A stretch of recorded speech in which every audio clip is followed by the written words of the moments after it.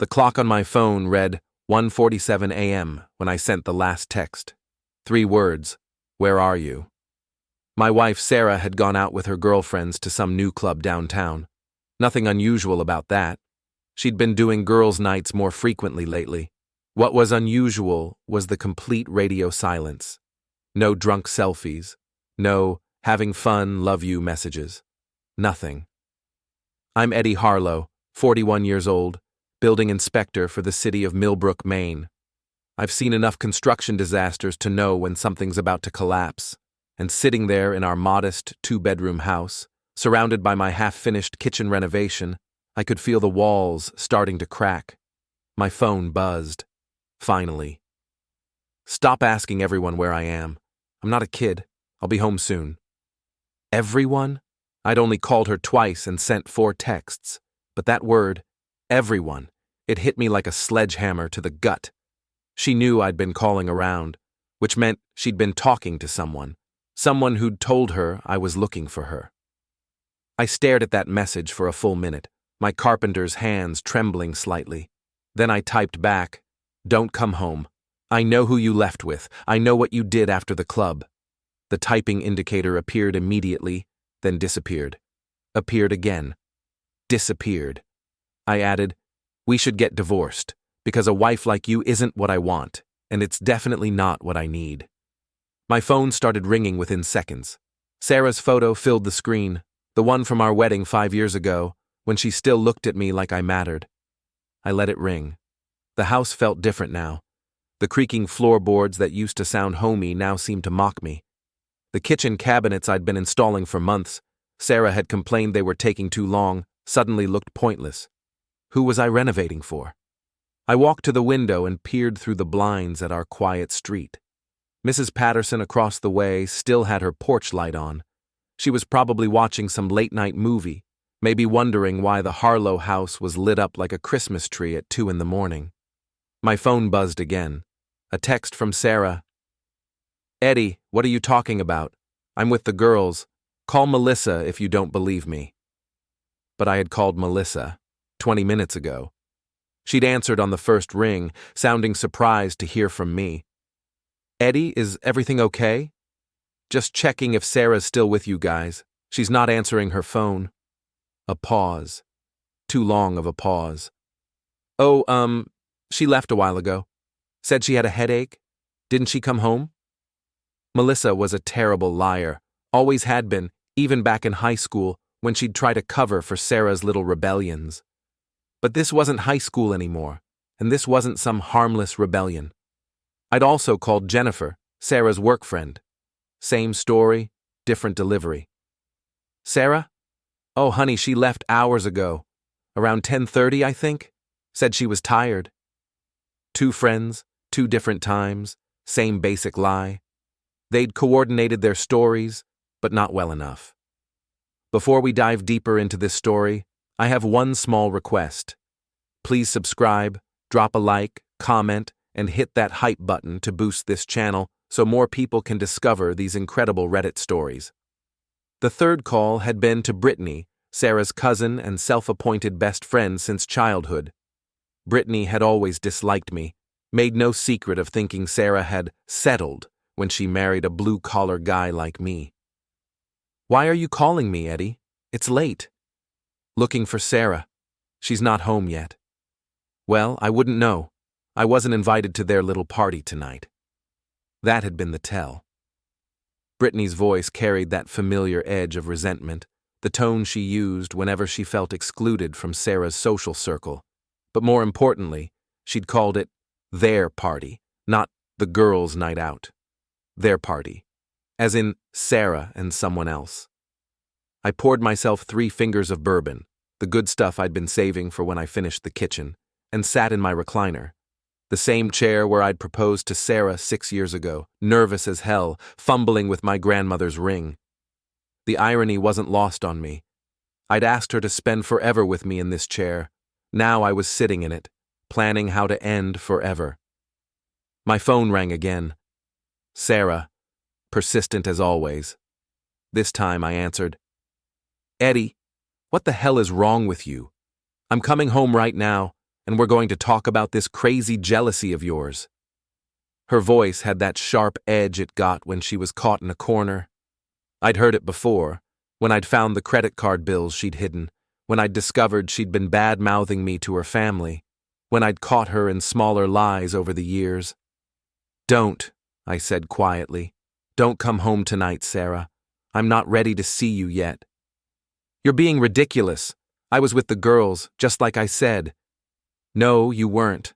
I called them, all of them.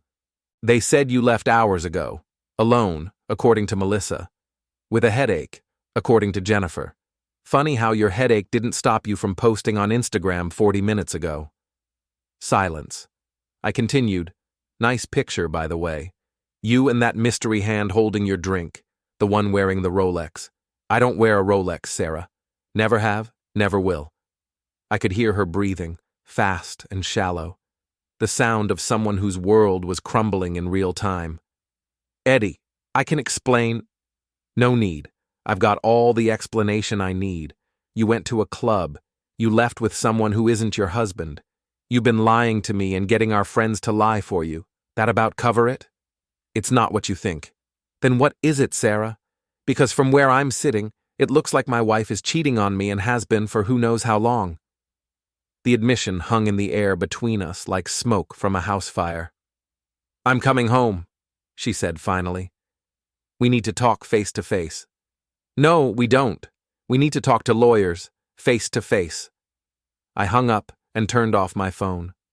The house settled around me with a series of small creaks and sighs. 5 years of marriage, 6 years together total, and it was ending in a 2-minute phone call at 2:17 a.m. on a Thursday night in October. I finished my bourbon and went to the kitchen, where my half-installed cabinets hung like broken promises on the walls. I'd been working on this renovation for 8 months, coming home from inspecting other people's construction projects to work on my own. Sarah had been nagging me to hire someone, said I was taking too long, said it looked unprofessional. Now I understood why she'd been so eager to get it finished. Hard to bring another man home when your kitchen looks like a construction zone. I grabbed my toolbox and started removing the cabinet doors I'd hung just last weekend. If I was going to be living here alone, I'd finish this project my way, on my timeline. No more rushing to please someone who was never really pleased with me anyway. As I worked, I thought about the signs I'd missed.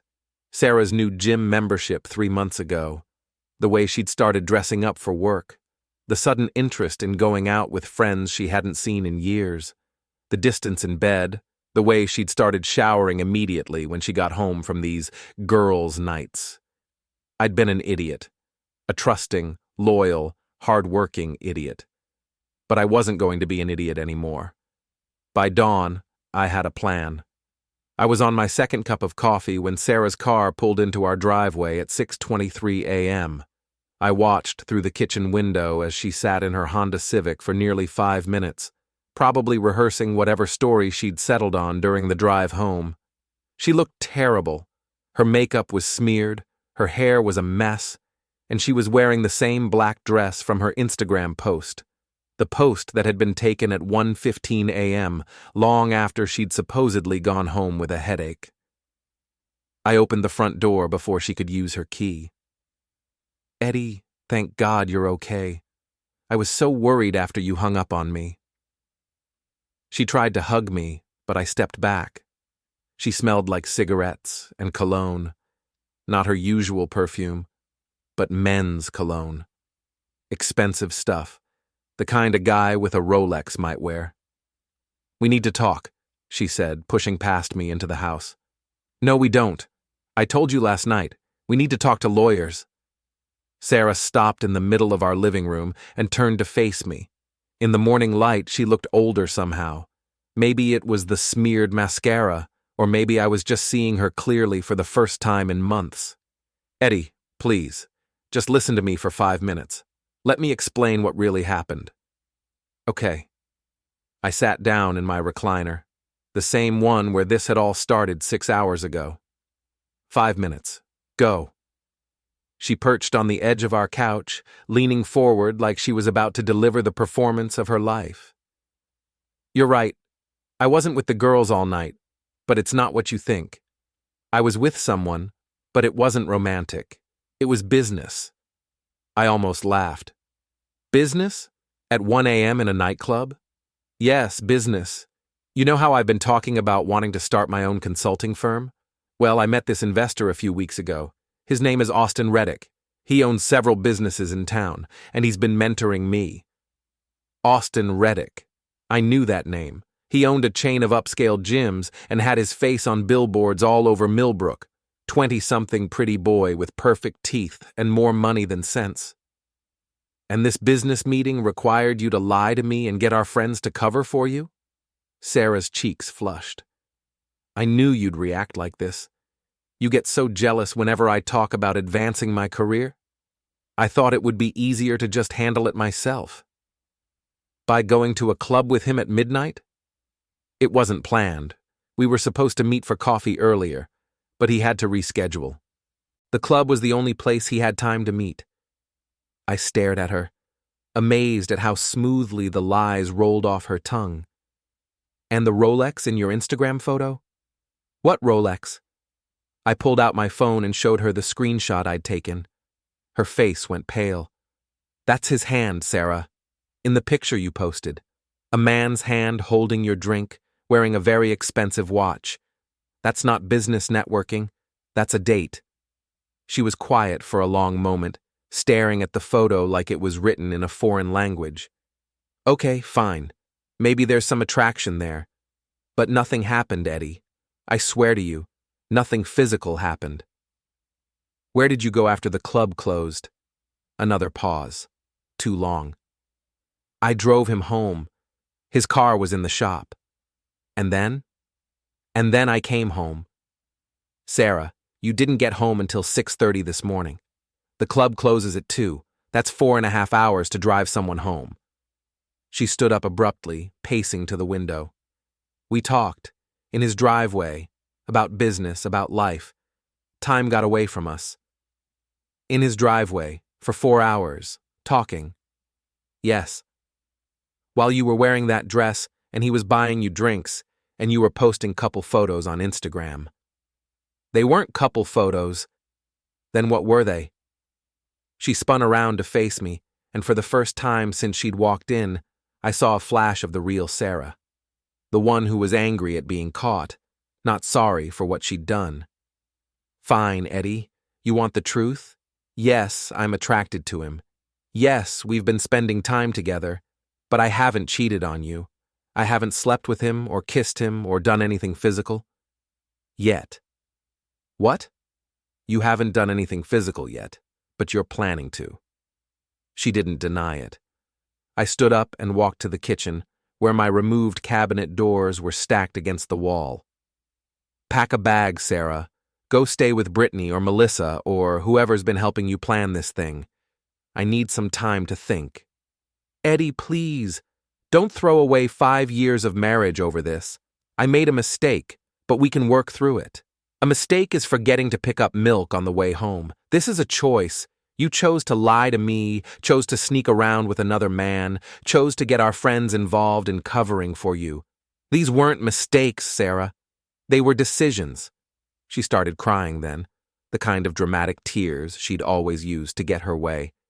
They'd worked on me for years, but not anymore. I love you, Eddie. I know I screwed up, but I love you. No, you don't.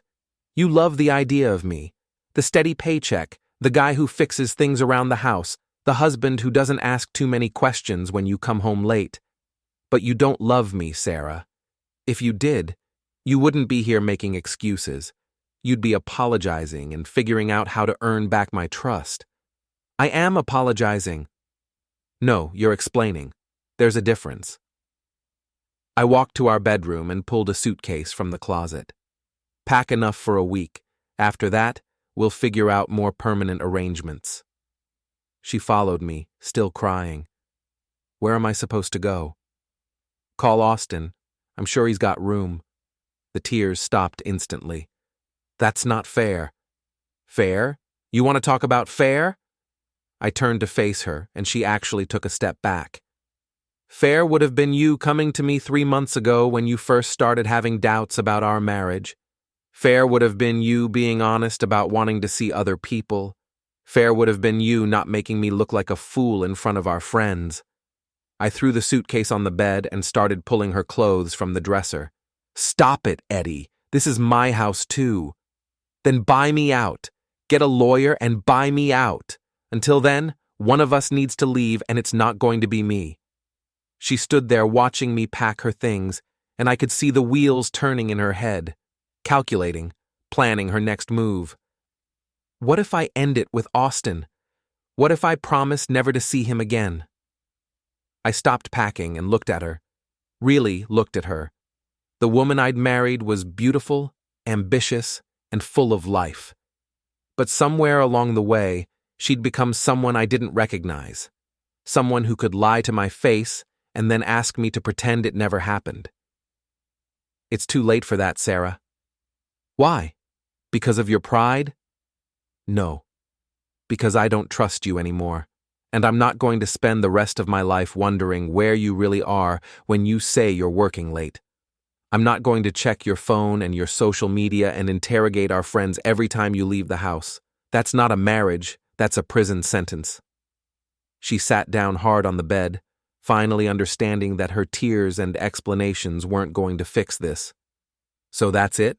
5 years together, and you're just going to throw it all away? I'm not throwing anything away. You already did that. I finished packing her suitcase and set it by the bedroom door. I'm going to work now. When I come home tonight, I want you gone. We can figure out the details later, but for now, I need space. Eddie, please. 5 minutes are up, Sarah. I grabbed my work jacket and headed for the door, leaving my wife sitting on our bed, surrounded by the wreckage of our marriage. As I backed out of the driveway, I could see her in the bedroom window, phone pressed to her ear. Probably calling Austin to tell him she needed a place to stay, or maybe calling Brittany to strategize her next move. Either way, it wasn't my problem anymore. I couldn't concentrate on work. Spent the morning inspecting a new subdivision on the east side of town, but my mind kept wandering back to Sarah's lies and half-truths. By lunch, I'd approved 3 electrical systems without really looking at them, and nearly signed off on a foundation that was clearly out of level. I needed answers, real answers, not the carefully crafted story Sarah had tried to sell me. My first stop was Murphy's Bar, a dive on Main Street where the working guys grabbed lunch and gossip flowed as freely as the beer. If Austin Reddick was stepping out with married women, someone would know about it. The bartender, Jimmy Murphy, had been serving drinks in Millbrook for 30 years. He knew everyone's business and wasn't shy about sharing it. Eddie Harlow, haven't seen you in here for months. How's the missus? That's actually what I wanted to talk to you about, Jimmy. You know Austin Reddick? Jimmy's expression shifted slightly. The gym guy? Yeah, I know him. Why? Just curious about his reputation around town. Jimmy glanced around the bar, then leaned closer. Let's just say he's got a type. Married women who feel underappreciated at home. Real smooth talker from what I hear. My stomach clenched. How many married women? Eddie, you sure you want to know this? I'm sure. Jimmy poured himself a shot and knocked it back. 3 that I know of for certain. Maybe more. He's got a system. Meets them at the gym, plays the supportive friend, tells them they deserve better. Next thing you know, they're having business meetings at all hours. What happened to the other women? 2 of them left their husbands. 3rd one, her husband found out and raised hell. Made such a scene at Austin's gym that the guy backed off. But the marriage didn't survive anyway. I felt sick. How long has this been going on? Couple years, at least. Look, Eddie, I don't know why you're asking, but if Sarah's gotten mixed up with him, she has. Jimmy winced. Shit, man. I'm sorry. Tell me everything you know about him. Over the next hour, Jimmy painted a picture of Austin Reddick that made my blood boil. 28 years old, inherited money from his grandfather, used it to buy a chain of fitness centers. Never married, lived in a fancy condo downtown, drove a different expensive car every few months. He's got this whole routine, Jimmy explained. Targets women in their 30s and 40s, usually married to blue-collar guys, makes them feel sophisticated, takes them to expensive places their husbands can't afford. Real predator, if you ask me. Where does he take them? That new club downtown, Vertigo. He's got some kind of VIP membership there. Also heard he takes them to this upscale restaurant in Portland, Chez Laurent. My phone buzzed. A text from Sarah. I'm staying at Melissa's for a few days. We need to talk soon. Melissa. Not Brittany, not her family. Melissa, who'd lied to me on the phone last night. Jimmy, you know Melissa Crawford? Used to be Melissa Parker, went to high school with Sarah? Sure, she comes in here sometimes with her husband, Dave. Nice people. Dave Crawford, the electrician? That's him. Why? I was already standing up, throwing money on the bar. Thanks for the information, Jimmy. I owe you one. Eddie, whatever you're planning, be smart about it. Guys like Austin Reddick have lawyers and connections. Don't do anything stupid. But I was already out the door. Dave Crawford's electrical company was housed in a converted garage on the south side of town. I'd worked with Dave on several projects over the years. He was a good guy, honest worker, devoted to his family. I found him in his workshop, rewiring a panel box. Eddie, what brings you by? Need to ask you something, Dave, about Melissa. His hands stilled on the wires. What about her? She's been covering for Sarah, lying to me about where Sarah's been spending her time. Dave set down his tools and turned to face me. I was wondering when you'd figure it out. You knew? I knew Melissa was lying about something. She's been acting weird for weeks, getting mysterious phone calls, whispering conversations. Last night she told me Sarah was staying with us for a few days, but she wouldn't explain why. Sarah's been having an affair, Dave, with Austin Reddick. Dave's face went red.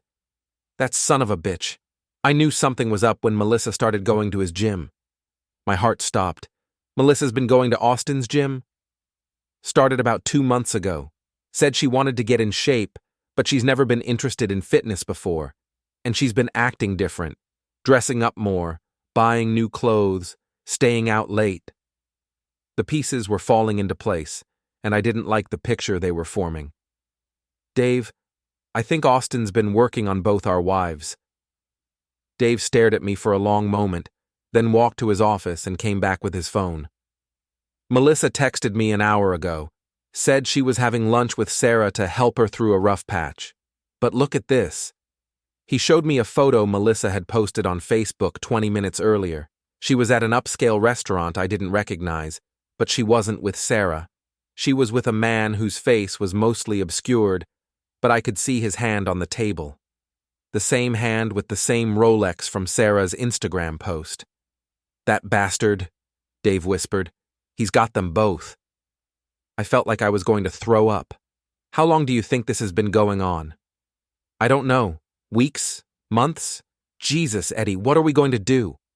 We're going to get proof. Real proof. And then we're going to make sure everyone in this town knows what kind of man Austin Reddick really is. Dave locked up his shop, and we drove to Vertigo, the club where Sarah had been last night. It was closed during the day, but there was a coffee shop next door with a good view of the club's VIP entrance. We didn't have to wait long. At 2:47 p.m., a silver BMW pulled up to the club's side entrance. Austin Reddick got out, looking like he'd stepped off a magazine cover. Expensive suit, perfect hair, that confident swagger of a man who'd never been told no. 5 minutes later, another car arrived. Melissa's Honda. Dave gripped his coffee cup so hard I thought it might shatter. That's my wife. We watched Melissa get out of her car and walk to the club entrance, where Austin was waiting. He kissed her cheek and put his hand on her lower back as he guided her inside. Son of a bitch, Dave muttered. Son of a bitch. My phone buzzed. Another text from Sarah. Eddie, I know you're angry, but we can work this out. I love you. I showed Dave the message. She's still lying. Even now, she's still lying. What do we do? I thought about it for a minute, watching the club entrance where our wives had just disappeared with another man. We document everything: photos, times, places. We get evidence that will hold up in court, and then we make sure Austin Reddick learns what happens when you mess with the wrong men's wives. Dave nodded grimly. I'm in, whatever it takes. We spent the rest of the afternoon conducting surveillance, taking photos, making notes. By 6 p.m., we had a clear timeline of Austin's movements and a growing file of evidence. But more importantly, we had a plan. Austin Reddick thought he was smarter than a couple of blue-collar guys from Millbrook. He thought he could manipulate our wives and destroy our marriages without consequences. He was about to learn how wrong he was. That evening, I sat in my empty house, staring at the photos Dave and I had taken. Clear shots of Austin with Melissa, timestamps showing they'd spent 3 hours together while she was supposedly comforting my heartbroken wife. My phone rang. Brittany, Sarah's cousin. Eddie, what the hell did you do to Sarah? She's been crying all day. I found out about Austin Reddick. Silence. Brittany, you still there? I don't know what you're talking about. Yes, you do. You've known about this from the beginning, haven't you? Another pause. Eddie, Sarah's going through a difficult time. She's confused. She's cheating on me, with a serial adulterer who's also screwing Melissa Crawford and God knows who else. That's not... I have photos, Brittany, from today. Austin and Melissa together while Sarah was supposedly staying at Melissa's house, crying about our marriage. I could hear Brittany breathing heavily. Photos? Want to see them? No, Eddie, this is more complicated than you think. Then explain it to me. I can't. Not over the phone. Can you meet me somewhere? An hour later, I was sitting across from Brittany at a diner on the outskirts of town. She looked terrible. Pale, nervous, like she hadn't slept in days. How long have you known? I asked. About Austin? A month, maybe 6 weeks? And you didn't think to tell me? Brittany stirred her coffee with shaking hands. Sarah begged me not to. She said it wasn't serious, that she was just having fun, that she'd end it soon. Fun. She called cheating on her husband fun. She said you two had been having problems, that you'd grown apart, that she felt trapped. I leaned back in the booth, studying Sarah's cousin. Brittany had never liked me, but she'd always been straight with me. Now she looked guilty as hell. There's more, isn't there? Eddie, I tried to talk her out of it. I told her she was making a mistake. But Austin's very persuasive. He convinced her that you didn't appreciate her, that she deserved better. He made her feel special. And Melissa? Brittany's face crumpled. I didn't know about Melissa until this week. Sarah found out and she was devastated. She thought she was special to him, thought he really cared about her. So now she knows he's playing her, but she's still lying to me about it. She's scared, Eddie. She knows she screwed up, but she doesn't know how to fix it. I pulled out my phone and showed Brittany the photos from today. She's not trying to fix anything, she's still seeing him. Brittany stared at the photos, her face going white. That's impossible. She told me she was going to end it. When? Yesterday, after you confronted her. She said she was going to tell Austin it was over. Well, clearly that didn't happen. Brittany was quiet for a long moment, studying the photos. Eddie, I think Sarah's in over her head. I think Austin has some kind of hold on her. What do you mean? I mean, he's not just some guy she's having an affair with. He's manipulating her, controlling her. She's not acting like herself anymore. I thought about the woman who'd come home this morning, the practiced lies, the calculated tears. How is she not acting like herself? She's secretive, paranoid. She thinks you're spying on her, thinks you're trying to sabotage her career.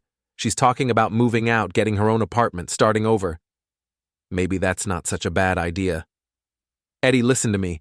Austin Reddick is dangerous. He's not just some rich guy having affairs. He's systematically destroying marriages, breaking up families, and I think he's doing it on purpose. What are you talking about? Brittany leaned forward, lowering her voice. I did some research after Sarah started seeing him. This isn't his first time in Millbrook. He lived in 2 other towns before this, and the same pattern happened. He'd target married women, break up their marriages, then move on to the next town. That's insane. Is it? Think about it. He's got money, no real ties to the community, no family here. He shows up, wreaks havoc on a bunch of marriages, then disappears when things get too hot. I stared at her, trying to process what she was telling me. Why would someone do that? I don't know. Maybe he gets off on the power. Maybe he hates marriage, hates happy couples. Or maybe he's just a sociopath who enjoys destroying people's lives. My phone buzzed. A text from Dave. Melissa didn't come home tonight. Left a note saying she needs space to think. I showed the message to Brittany. How many women is he working on right now? I don't know. But Eddie, you need to be careful. If Austin realizes you're onto him, if he thinks you're a threat. What? What's he going to do? I don't know, but men like him don't like to lose control, and right now, you're threatening his control over Sarah. I paid for our coffee and walked Brittany to her car. I need you to do something for me. What? I need you to find out where Sarah's really staying, because she's not at Melissa's house, and she's not at yours, which means she's probably with Austin. Brittany nodded. I'll try. But Eddie, promise me you won't do anything stupid. Don't confront him alone. I won't be alone. What do you mean? I mean Austin Reddick picked the wrong town to play his games in. This is a small community, and people here look out for each other. When word gets out about what he's been doing. Eddie, don't what?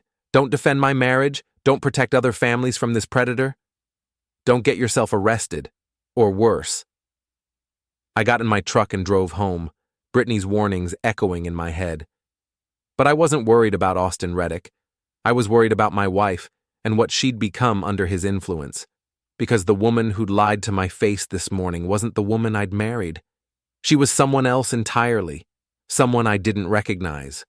And I was going to find out exactly who she'd become. The next morning, I called in sick to work for the first time in 3 years. I had more important things to do than inspect other people's construction projects. Dave met me at my house at 8 a.m., looking like he hadn't slept. Melissa still isn't home. Her sister called this morning asking if everything was okay. What did you tell her? The truth, that my wife is having an affair and I don't know where she is. I poured us both coffee and spread out the information we'd gathered. Photos, timestamps, addresses, phone records I'd pulled from our family plan. Look at this, I said, pointing to the call log. Sarah's been calling Austin's number 15, 20 times a day for the past month, sometimes at 2, 3 in the morning. Dave studied the records. Same with Melissa, but look at this pattern. They're not just calling him, they're calling each other constantly too. Coordinating their lies. Or he's got them coordinating something else. My doorbell rang. Through the window, I could see a silver BMW in my driveway. Austin Reddick had come to me. I opened the door to find him standing on my porch, dressed in an expensive suit and wearing that confident smile I'd seen in his advertising. Mr. Harlow, I'm Austin Reddick. I think we need to talk. I think we do too. Come in. He walked into my living room like he owned the place, taking in the half-finished renovation with obvious disdain. Nice place. Very rustic. Dave emerged from the kitchen, and Austin's smile faltered slightly when he realized I wasn't alone. Austin Reddick, meet Dave Crawford. I believe you know his wife. Austin's composure returned quickly. Gentlemen, I think there's been some misunderstanding about my relationships with your wives. No misunderstanding, I said. We know exactly what's been going on. Do you? Because from where I stand, it looks like 2 men who haven't been paying enough attention to their marriages, and now they're looking for someone to blame. Dave stepped forward. You son of a... I put a hand on his arm. Let him talk. I want to hear this. Austin sat down on my couch without being invited. Sarah and Melissa came to me. They were unhappy, unfulfilled, looking for something their marriages weren't providing. I simply offered them friendship and support. Friendship, I repeated. Is that what you call it? I call it being there for people who needed someone to listen to them. I pulled out my phone and showed him the photos from yesterday. This kind of listening? Austin glanced at the photos without changing expression. Melissa was upset about her marriage. I took her to lunch to discuss her options. What options? Divorce, starting over, finding someone who actually appreciates her. Dave made a noise like a growling dog. You manipulative piece of... Dave. I kept my eyes on Austin. What about Sarah? What options are you discussing with her? The same ones. Sarah's a bright, ambitious woman who's been held back by a marriage that's no longer serving her needs. And you're the solution to her problems? Austin smiled. I'm a friend, someone who sees her potential and encourages her to pursue it. By sleeping with her. I haven't slept with your wife, Mr. Harlow. Yet. The admission hung in the air like a challenge. Austin wasn't denying his intentions, just his actions. So far. Here's what I don't understand, I said. You're young, rich, good-looking. You could have any single woman you want. Why go after married women? Austin's smile turned cold. Because married women know what they're missing. They've settled for less, and they're grateful when someone shows them what more looks like. And what happens when you're done showing them? I'm never done. I'm not the kind of man who gets bored easily. Dave couldn't contain himself anymore. You're destroying families, breaking up marriages. Don't you have any conscience at all? I'm not breaking up anything that wasn't already broken. If your marriages were solid, your wives wouldn't be looking elsewhere. I stood up. Get out. Excuse me? Get out of my house. Now. Austin remained seated. I don't think you understand the situation, Mr. Harlow. Sarah has already made her choice. She's leaving you. The question is whether you're going to make this easy or difficult for everyone involved. She told you she's leaving me? She's moving in with me this weekend. Didn't she tell you? The room went silent except for the sound of Dave's heavy breathing. No, I said quietly. She didn't mention that.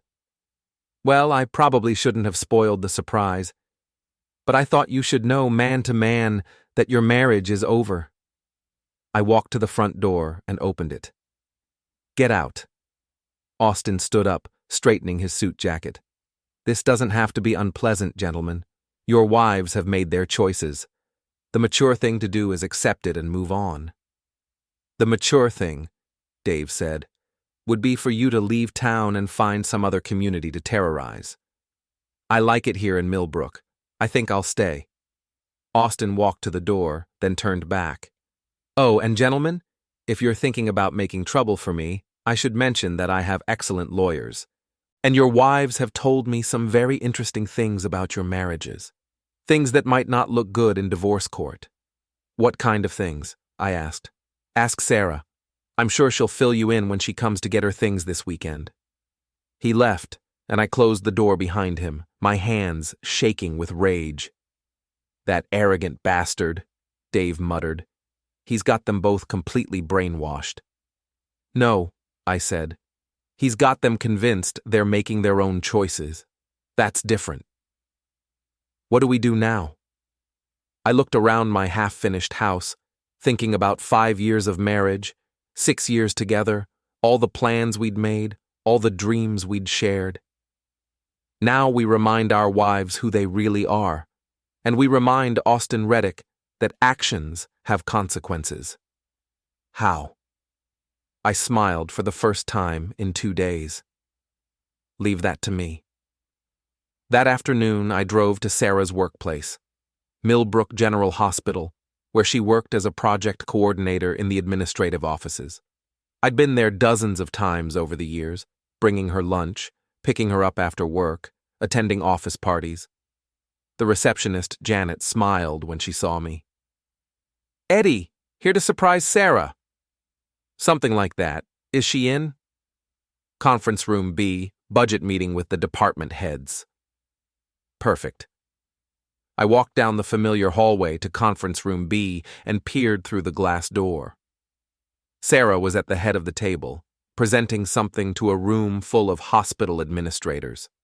She looked professional, confident, completely in control, nothing like the crying, desperate woman who'd tried to explain away her affair yesterday morning. I knocked on the door and entered. "Sorry to interrupt. Sarah, could I speak with you for a moment?" Every head in the room turned to look at me. Sarah's face went white. "Eddie, I'm in the middle of... It'll just take a minute." She excused herself and followed me into the hallway, closing the conference room door behind her. "What are you doing here?" "Austin came to see me this morning." Sarah's face somehow got even paler. "He what?" "Told me you're moving in with him this weekend. Congratulations." "Eddie, I can explain..." "No need. He explained everything. Apparently, you've been sharing some very interesting details about our marriage with him. Details that might be useful in divorce proceedings." Sarah leaned against the wall like she might collapse. "I never said anything that wasn't true." "What did you tell him, Sarah?" I told him we'd been having problems, that we'd grown apart." "What else?" "Nothing. Just that we weren't happy anymore." I stepped closer to her. "He seemed to think you'd told him things that would make me look bad in court." "What kind of things?" "I don't know what he's talking about." "Sarah, I'm going to ask you one more time. What did you tell Austin about me?" She was quiet for a long moment, staring at the floor. "I might have mentioned that you have a temper, that you've been drinking more lately, that you've been paranoid and jealous." "Have I? Have you what? Been paranoid and jealous? Or have I been reacting normally to my wife's affair?" "Eddie, please, not here. People can hear us." "Let them hear. Let them know what kind of person you've become." Sarah glanced nervously at the conference room, where her colleagues were probably watching through the glass door. "I haven't become anyone. I'm the same person I've always been." "No, you're not. The woman I married wouldn't lie to my face. She wouldn't sneak around with another man. She wouldn't try to destroy my reputation to justify her own behavior." "I'm not trying to destroy anything. I'm trying to move on with my life." "By moving in with a man who's also sleeping with Melissa Crawford?" Sarah's eyes widened. "What? You didn't know? Austin's been playing the same game with Melissa that he's been playing with you. Same routine, same lines, probably the same promises." "That's not true." I pulled out my phone and showed her the photos from yesterday. "Dave and I followed them. 3 hours at an upscale restaurant while you thought she was comforting you about our marriage." Sarah stared at the photos like they were written in hieroglyphics. "This can't be right." "It's right. Austin's been manipulating both of you, playing you against each other, using your friendship to cover his tracks." "No, he wouldn't." "Sarah, wake up. The man is a predator. He's done this before, in other towns. He targets married women, breaks up their families, then moves on to the next community." She was shaking her head, but I could see doubt creeping into her eyes. "I have to get back to my meeting," she said finally. "Fine. But Sarah, when you see Austin tonight, ask him about Melissa. Ask him how many other women he's mentoring right now." I left her standing in the hallway and drove home, where Dave was waiting with news of his own. "I talked to my brother-in-law," he said. "He's a private investigator in Portland. He's going to do some digging into Austin's background." "What kind of digging?" "Financial records, criminal history, previous addresses. If this guy's been running the same scam in other towns, there should be a paper trail." "How long will that take?" "Few days, maybe a week." "We might not have that long. Austin thinks he's won. He's getting cocky, making mistakes." "What kind of mistakes?" I told Dave about my conversation with Sarah, about the doubt I'd seen in her eyes when I showed her the photos of Austin and Melissa. You think she'll confront him? I think she's starting to realize she's not as special as he made her feel, and when women like Sarah realize they've been played, they get angry, they get furious. My phone buzzed. A text from an unknown number. This is Melissa. Can you and Dave meet me somewhere? I need to talk to both of you. Dave read the message over my shoulder. It's a trap. Maybe. Or maybe Austin just made his biggest mistake. An hour later, we were sitting in a booth at the same diner where I'd met with Brittany. Melissa looked terrible. Worse than Sarah had looked yesterday morning. Her eyes were red from crying, her hair was a mess, and she kept glancing nervously at the door. "Thank you for coming," she said. "I wasn't sure you would. What do you want, Melissa?" Dave's voice was cold, angry. "I want to apologize, to both of you, and I want to help you stop Austin." Dave leaned forward. "Stop him from what?" "From destroying any more marriages, from hurting any more families." She pulled out her phone and showed us a series of text messages. "These are from Austin, from this afternoon." I read the messages, my anger growing with each one. "Sarah's getting suspicious about us. We need to be more careful. Maybe it's time to end things with her anyway. She's getting clingy. Are you free tonight? I know a place in Portland where we won't run into anyone from Millbrook. Don't worry about Dave. He's too weak to cause real problems." Dave's face was red with rage. "That son of a bitch." "There's more," Melissa said. She scrolled to another conversation. "These are from last week." More messages. These ones even worse. Sarah thinks she's the only one. It's actually kind of pathetic. "I give it another month before she leaves Eddie completely. Then we can have some real fun." "You're so much more mature than she is. Sarah's just a small-town girl with big dreams. You actually have class." I looked up at Melissa. "Why are you showing us this?" "Because I realized what he's doing. He's playing us against each other, telling each of us what we want to hear, making us feel special while he laughs at us behind our backs." "When did you realize this?" "This afternoon when Sarah called me crying. She said you'd shown her photos of Austin and me together. At first I was angry at you for spying on us, but then I started thinking about what Austin had told me about those photos." "What did he tell you?" "He said you'd probably try to use them to break us up. He said you and Dave would do anything to destroy our happiness because you couldn't stand to see your wives with a better man." Dave made a sound like he was choking. "A better man."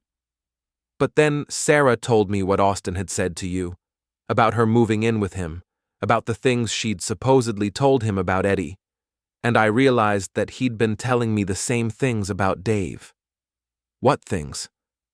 "That Dave was controlling, that he didn't appreciate me, that I deserved someone who could give me the life I wanted. He said Dave was probably cheating on me too, that most blue-collar guys do." I could see Dave's hands clenching into fists. "That manipulative bastard." "He's been systematic about it," Melissa continued, "creating doubt, building resentment, making us feel like victims in our own marriages. And all the time he's been laughing at how easy we were to manipulate." "So what do you want to do about it?" Melissa looked at both of us, her eyes hard with determination.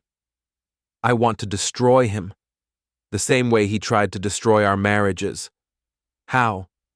"I know things about Austin, private things, embarrassing things, things that would ruin his reputation if they got out." "What kind of things?" She smiled for the first time since we'd sat down. "Let's just say Austin Reddick isn't quite the man he pretends to be, and I think it's time Millbrook found out who he really is." Melissa's plan was simple and devastating. "Austin thinks he's smarter than everyone else," she explained.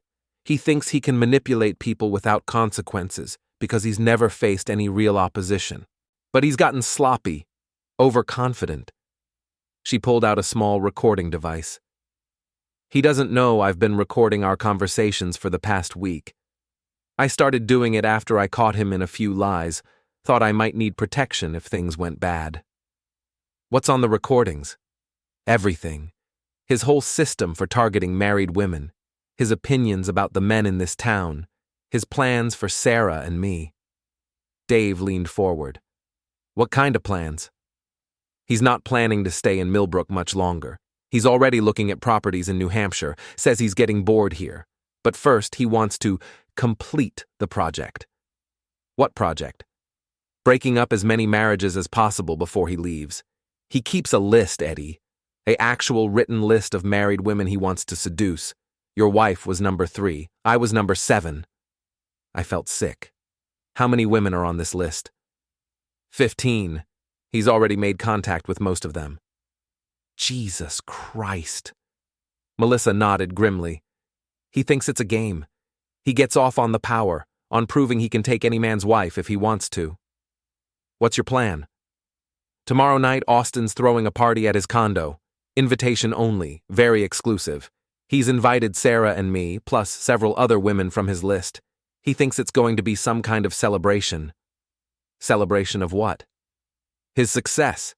He's planning to reveal everything to the women, show them his list, brag about his conquests, make them feel like they're part of some exclusive club.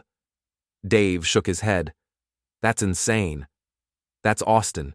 He's so arrogant, so convinced of his own superiority that he thinks the women will be impressed by his manipulation skills. But you're not going to let him get that far. No, I'm going to record everything. Get him to admit what he's been doing. Get him to name names. Get him to reveal his whole sick system on tape. And then we're going to make sure everyone in Millbrook hears those recordings. I thought about it for a moment. What about Sarah? Is she really planning to move in with him? Melissa's expression softened slightly. I don't think so. I think she's scared and confused and doesn't know how to get out of this mess. When I talked to her this afternoon, she seemed like she was starting to wake up. But she's still planning to go to this party? Yes, and that might be exactly what she needs. When she sees Austin for who he really is, when she hears him talking about her like she's just another conquest, she'll realize what she's thrown away. Maybe, or maybe it's too late for that, but either way, she'll know the truth. Dave was studying the recording device. This is risky, Melissa. If Austin figures out what you're doing, he won't. He thinks I'm completely under his spell. He has no idea I've figured him out. What do you need from us? I need you to be ready. When I get the recordings, we'll need to move fast. Austin's smart enough to lawyer up and try to suppress evidence if he gets warning. How do we move fast? Melissa smiled. Leave that to me. I know exactly how to make sure these recordings get maximum exposure. The next evening, I sat in my truck outside Austin's downtown condo building, watching well-dressed women enter the building. I recognized several of them, wives of men I knew, women I'd seen around town for years. Dave was parked across the street, both of us maintaining radio contact with Melissa through earpieces she'd provided. I'm going in. Melissa's voice crackled through the radio. Testing, testing. We hear you, I replied. Be careful. Always am. For the next hour, we listened as Melissa made small talk with the other women, as Austin played the perfect host, as the party got into full swing. I could hear Sarah's voice occasionally, sounding nervous and uncertain. Then Austin's voice came through clearly. Ladies, if I could have your attention for a moment. The background noise died down. I want to thank you all for coming tonight. You represent something very special to me. The finest women in Millbrook. Beautiful, intelligent, sophisticated women who deserve better than what this small town has to offer. Murmurs of agreement from several women. Now, I know some of you are wondering why you're here. Why I've brought you all together. The truth is, I wanted to share something with you, something that I think will change how you see yourselves and your possibilities. A pause. Each of you has been carefully selected, chosen not just for your beauty, but for your potential, your ability to transcend the limitations of your current circumstances. What are you talking about, Austin? Sarah's voice suspicious. I'm talking about freedom, Sarah. Freedom from marriages that don't serve you. Freedom from men who don't appreciate you. Freedom to become the women you were meant to be. Another woman's voice. I don't understand. Let me show you something. I could hear papers rustling, then Austin's voice again, proud and confident. This is a list of every married woman in Millbrook worth pursuing.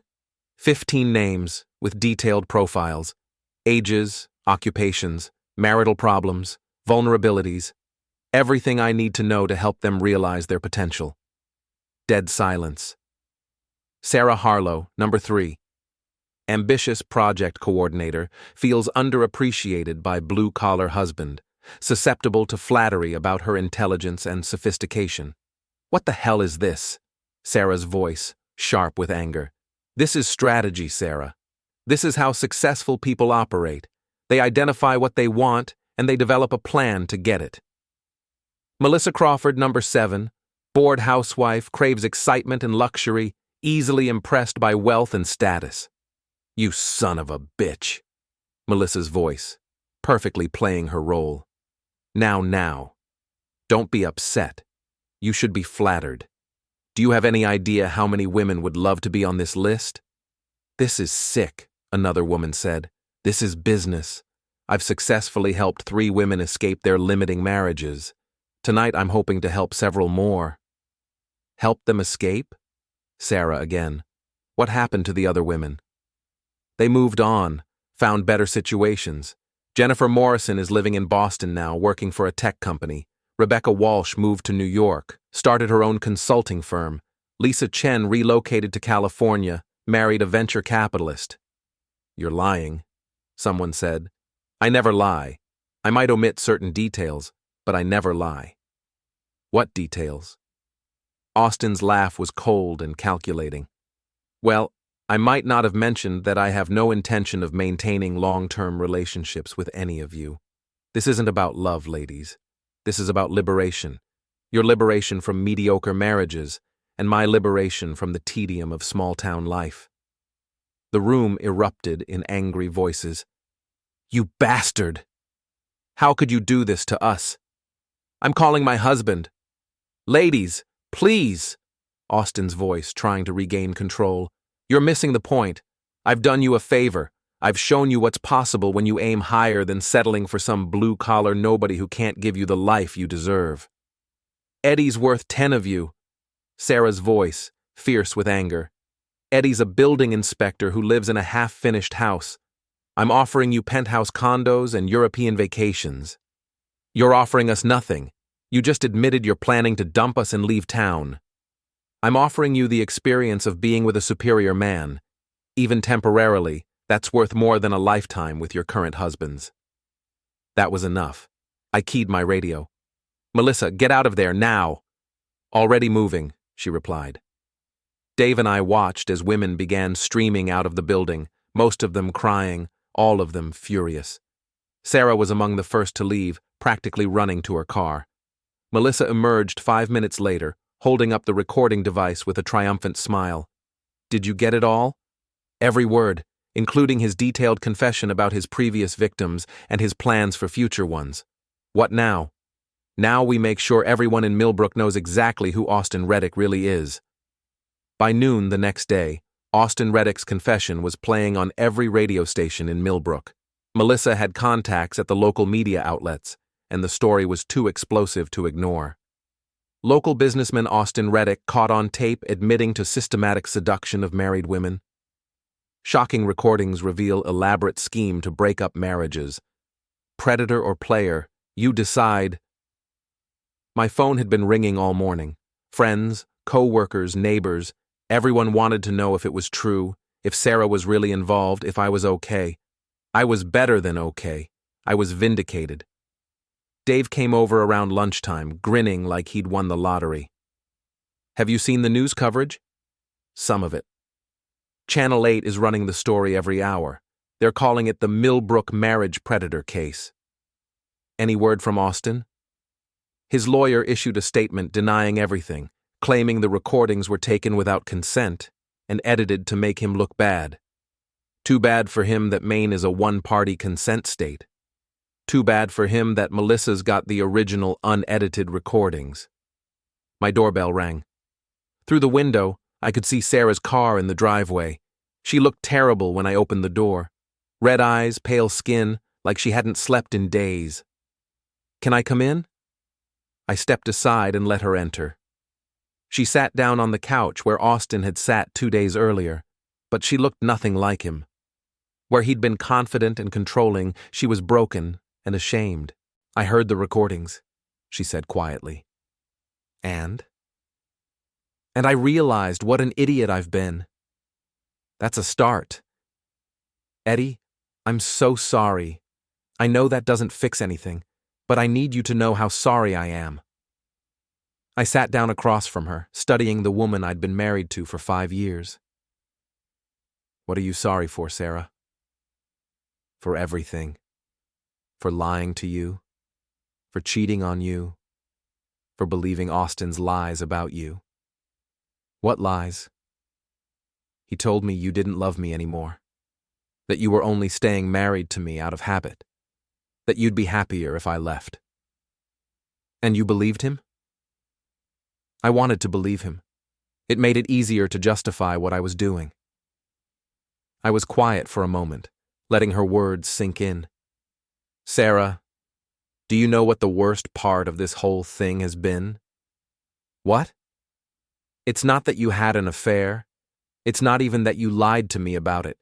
It's that you thought so little of me that you believed I'd be happier without you." She started crying then, the real tears this time, not the manipulative ones from before. I know I screwed up everything. I know I threw away the best thing in my life for a man who saw me as nothing more than a conquest." "Why, Sarah? Why did you do it?" "I don't know. I was bored, I guess. Restless. I felt like my life was stuck in neutral, and Austin made me feel like I could be someone different, someone more exciting." "You could have talked to me about feeling stuck. We could have worked on it together." "I know, but talking seemed so hard, and Austin made it seem so easy. Easy doesn't mean better. I know that now." I looked around our living room, at the photos on the walls, the furniture we'd picked out together, the life we'd built. "What do you want, Sarah?" "I want to come home. I want to fix this. I want to be the wife you deserve." "Do you think that's possible?" "I don't know. But I want to try." I stood up and walked to the window, looking out at our quiet street. Mrs. Patterson was working in her garden, probably listening to every word of our conversation through the thin walls. "Sarah, I need you to understand something. If we're going to try to fix this, it has to be on my terms. Complete honesty, complete transparency. No more girls' nights without me knowing exactly where you're going and who you'll be with. No more male friends I don't know about. No more secrets." "I understand." "Do you? Because this isn't about controlling you. It's about rebuilding trust. And trust takes time." "How much time?" "I don't know. Maybe years. Maybe forever. Are you prepared for that?" She was quiet for a long moment. "Yes." "And if I decide I can't do it? If I decide the trust is too broken to repair? Then I'll accept that. But Eddie, please give me a chance to prove that I'm still the woman you married." I turned to face her. "You're not the woman I married, Sarah. That woman wouldn't have done what you did. But maybe you can become someone better. Someone who learns from her mistakes instead of just apologizing for them." "I want to be better." "Then prove it." My phone buzzed. A text from Dave. "Austin's packing up. Moving truck outside his building." I showed the message to Sarah. "Your boyfriend's leaving town." "He's not my boyfriend. He never was. He was just a mistake. A terrible, stupid mistake." "Are you going to say goodbye to him?" "God, no. I never want to see him again." "Good. Because if you did, that would be the end of any chance we might have." She nodded. "I understand." We talked for another hour, laying ground rules, discussing counseling, figuring out how to rebuild something that might never be as strong as what we'd lost. It wasn't a happy ending. It was just a beginning. a chance to see if we could build something new from the wreckage of what we'd had. But it was more than I'd expected when I'd answered her phone call 3 nights ago. 2 weeks later, I was sitting at Murphy's bar with Dave, celebrating the completion of my kitchen renovation and the slow, tentative process of rebuilding my marriage. "How's Sarah doing?" Dave asked. "Better. She started counseling, both individual and couples. She's trying. And you? How are you doing?" "Some days are better than others, but we're making progress." Jimmy Murphy set down fresh beers and leaned across the bar. "You guys hear the latest about Austin Reddick?" "What about him?" "Turns out those recordings Melissa made? They caught the attention of some folks in the other towns where he used to live. Seems like there's a pattern of behavior going back years." "What kind of pattern?" "The kind that gets you arrested. Fraud, extortion, harassment. The FBI's looking into it now." Dave raised his beer. "Couldn't happen to a nicer guy." "Speaking of nice guys," Jimmy continued, "you hear what happened to some of those women who were at his party?" "What about them?" 3 of them left their husbands anyway. Decided they liked the idea of starting over, even without Austin.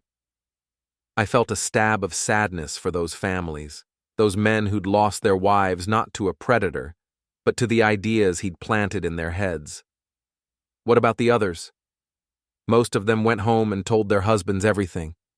Some marriages survived, some didn't, but at least they're dealing with the truth now instead of living with lies." My phone buzzed. A text from Sarah. "Dinner's ready when you get home. Made your favorite."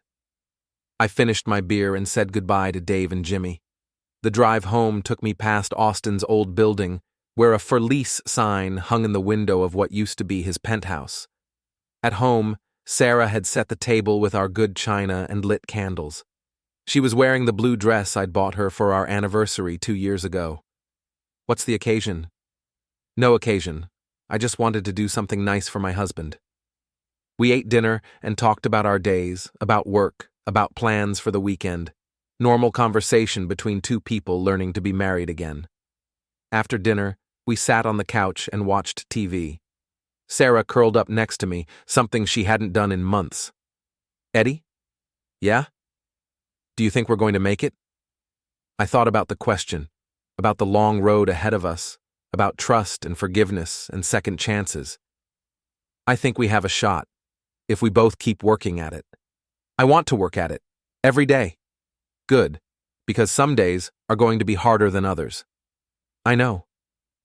We sat in comfortable silence for a while, watching some mindless sitcom, just being together in our house, in our life. My phone rang. Dave. "Eddie, turn on Channel 8, you need to see this." I switched to the news channel, where a reporter was standing outside the Millbrook courthouse. Austin Reddick was arrested this morning on multiple charges including fraud, extortion, and harassment stemming from his activities in 3 different states.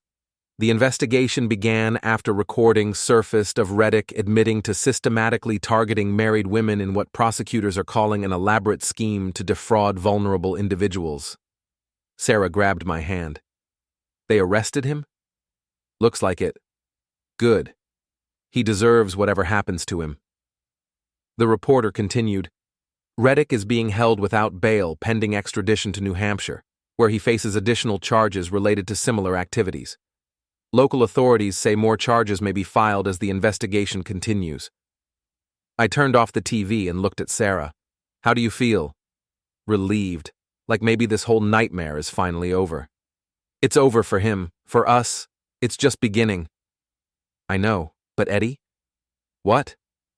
"I'm glad we're beginning again. Together." I squeezed her hand. "So am I." Outside, Mrs. Patterson was turning off her porch light, probably satisfied that the Harlow house was quiet for the night. Tomorrow there would be new gossip, new drama, new stories to tell. But tonight, my wife was home, my marriage was healing, and the man who'd tried to destroy both was sitting in a jail cell where he belonged. It wasn't perfect. It might never be perfect again. But it was ours. and we were going to fight for it. Together.